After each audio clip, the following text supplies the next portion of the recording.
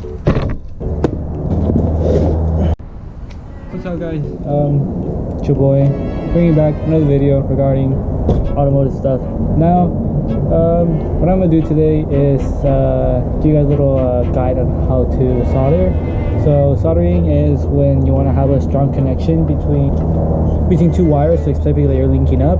So give me an example right here.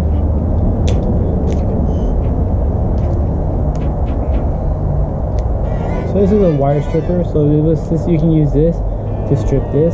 The way that it works is basically you find the correct gauge. The gauge is typically number right here, and it says how big the hole is, and gauge indicates what size the wire is. And from there you just put in the hole, squeeze it, it's nothing to happen, it's not going to cut it, it's not a wire cutter, and you just pull. There you go.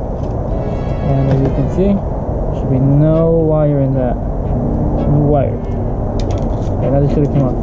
So now that we have both our connectors, let's say we want to link these up together. Now the problem with this is that sometimes you won't have a good connection, and let's say that you just that. Oh, you're gonna have power, right? But that's an issue. It can cause a short, it won't cause a good connection, it can cause an unwanted resistance, which can cause the circuit to fail. So there are different ways of putting this together. Yeah, you can put tape, you can put shrink it, and this is how you can crimp it and shrink it, which is also one of the pretty good things that you could do. But in my opinion, I just prefer soldering just because it is a strong connection and it's really hard to take off. And of course you want to heat shrink it after, just so it won't get damaged, water can't get through it, and avoid corrosion, so short on water resistance and all that. So we have our solder here, or soldering iron head. Oh. Heavy.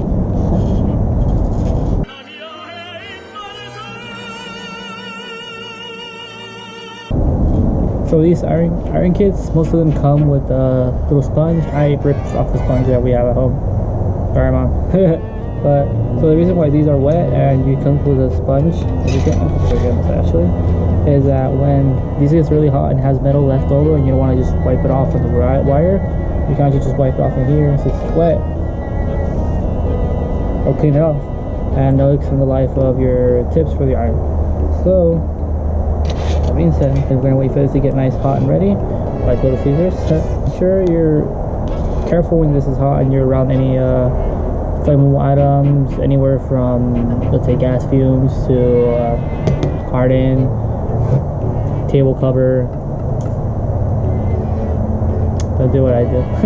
But typically, you're going to want to get this kind of solder iron. You can't just use any kind of iron, and as you can see, it might be like, oh, well, it looks like just regular iron or aluminum, but this is 60/50 and 2% flux. So this is you want to get the one that has lead in it, not the ones that are lead free. The lead free ones you're gonna have a harder time working with it, and they are less dangerous. So this is kind of a dangerous material just because it does have lead. Lead is very toxic for you. So let's say if I just start eating on this or something, you could go to the hospital, or you could get poisoning. Now, what you really want to do with one of these is you don't want to just cut it off and then just work with that part, because then you don't have that much of a grip, and if you need some more, then that's that. Now, so you want to put these two wires together, and you want to solder these two because I don't know, you're connecting a new LED or a light switch or something. Now, the way that you would do this is first, make sure you find the proper heat shrink. Now, it won't be that sort of a fix, because once you put this in the shrink, but as you can see, that's a little bit too loose and we don't want that. So we're going to put this one back, we're going to get a smaller one. Now see, that's not too tight, but it's not too loose either. Now you want to make sure you want to put this in before you start your soldering, because if you forget, you're going to have a hard time trying to wrap it around the light or anything. That's if you still have a wire available outside. If not, you might have to unsolder it, and that can also be a little bit difficult. Now, to put them together, it's very simple. You can do different ones. You can just twist it together. You twist it! Oh my god! Good old twist. Good old dick twist! make sure that it's trying to lay flat so it's easier for the heat shrink to wrap around it like that. Or you could also do spread this around a little bit, put it like that, and spread this a little bit like that. Now just put them together and twist. See, there's a nice good connection going on through there. Now you can see this is really hot. Look at that tip, change colors. And sponge, of course. That's how hot that is. So you gotta be really careful with this and make sure you're not just leaving it anywhere. Even if you leave it on the floor working on your car or something, it can burn your shoe sole and and it can really cause some damage to your shoe and even possibly hurt your foot depending how bad it is. So this is the stand. This is mostly if you're gonna be working on per se circuit boards, stuff like that. It really helps, holds it in place.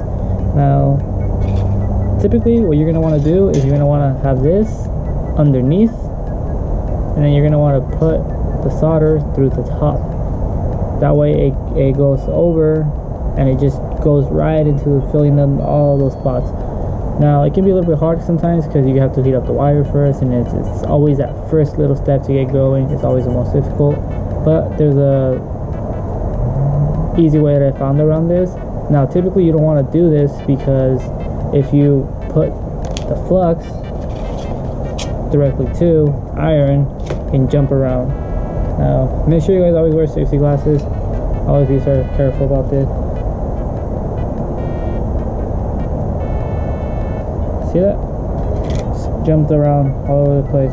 That's why you want to put it directly through this, and see that little bit right there? Now since it is still hot, you can just wipe it off. It's clean again. Now, like I said, you want to put it right there. Careful, you can bend it a little bit if you have to. Not to worry. Or you can put it on the stand and just put it right on top. This, see, take a little bit of a while to start, but if you put it right next to it, underneath, you just put a little bit on there just to get it started. See, it's this tiny amount. That should be good enough to get it going. Now again, put the soldering iron under. I'm going to use this from the top so that it kind of melts into the wires so it makes full contact. If you just dig it too much, you're going to bend it and have to refix it again. It can be a little bit hot, so you got to be careful. So make sure that solder wire is getting in there. It's doing its magic, and should be able to just melt right in there, just like butter. Look at that, right in there. Something I had forgotten to mention was that you always want to do this in a well ventilated area, just because the fumes out of the solder or out of it melting can be pretty toxic. Or if you do have to do it in your car, which can be a small area, just make sure there's enough ventilation or you have the doors open for all the smoke to get out, so you don't try to inhale any of it. Now, that's the basic soldering. So as you can see, look at that connection. It melts in there, gets in there. So it simply makes a good connection because this is all basically like iron, you know. So it'll just get right into there. So let's say that you left it bent and it's like that, and you're like, oh no, what do I do now? You can just bend it right back out. Think of it as a thicker iron. It will bend and it will move around, but it'll be a little bit harder too. Now that's why we have this shrink wrap in place, because how would you put it if this is already like this? Now this is a pretty strong connection. Compare it as to the one earlier, where I can just pull it off with 2 fingers. This one, that won't go anywhere. And shrink wrap, you can kind of feel it out, feel where the edges are. Make sure that you're covering the whole area so it creates a nice tight seal and you're not too much on one side. If it does happen to bend over sometimes, which can happen, like it happened right there, you can always pull it back, push it back in. Try twisting it as you're pushing. Feel it out, a little more, feel it out. Now, just gotta heat it up. Now, heat shrink it, you can use a heat gun. You can buy one probably at your local tool store for about anywhere from $10 to $20. Or if you want to get a more expensive one because you're Gucci and you like Supreme and hell yeah dude, you like to flex on people, you can probably get one for about $100 to $200. Snap-on ones are pretty expensive, but they'll last you forever, and they're made in very, very well quality. Cheaper one lasts you less time, but it'll get you through at least until you can get the money to buy a more expensive one.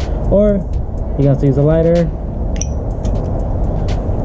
and just heat it up. Make sure you're not staying just in one spot, but you're moving it around. Make sure that it heats up evenly. How do you know when you're done? You'll see it shrinking, and oh, you don't want to heat it up too much. See, there was a bubble creating. Just make sure it's nice and tight. Now, you guys can see that's tightly wrapped. But since that little bubble did form because I heated up too much on one side, and that's what can happen, that's okay. You can always use some electrical tape. I'm just gonna get a little bit here just to fix that part and make sure it creates a nice tight seal all around. Doesn't hurt to be safe. Better safe than sorry. And it's better for you to do all this extra little step and know that you did a good job and it's not gonna short out even if, I don't know, it goes in a hurricane or something. But tightly secured, not going anywhere. And that's how you solder. One step I might add, once you're done using this, remember to put this away somewhere safely where no one will reach, no one will start biting it and eating it. And you always want to be careful about who's around your work area, as something so simple as a little scarf or something could damage you or others. If your first instinct is like, oh damn, and then you just hit them in the face with a 350 Celsius hot iron, then it can do some pretty bad damage. So make sure you put everything away, wash your hands, make sure they're clean before you touch any food or anything like that. Or hey, can you grab this real quick? It's really good. And you go and grab a slice of pizza or something, and poof, you end up in the hospital because you just ingested lead. So please, please, please be really careful when it comes to anywhere from iron to really hot tools to even using a lighter, just because they're dangerous items. They're not toys, and you always want to be safe. So remember to stay safe, and subscribe, like, and leave a comment below what you guys want me to do next. Something anywhere, something from something simple to wiring this, wiring that. Next video, a little sneak peek. So this goes in your side view mirrors. How am I going to wire it? Stay tuned to find out. Peace.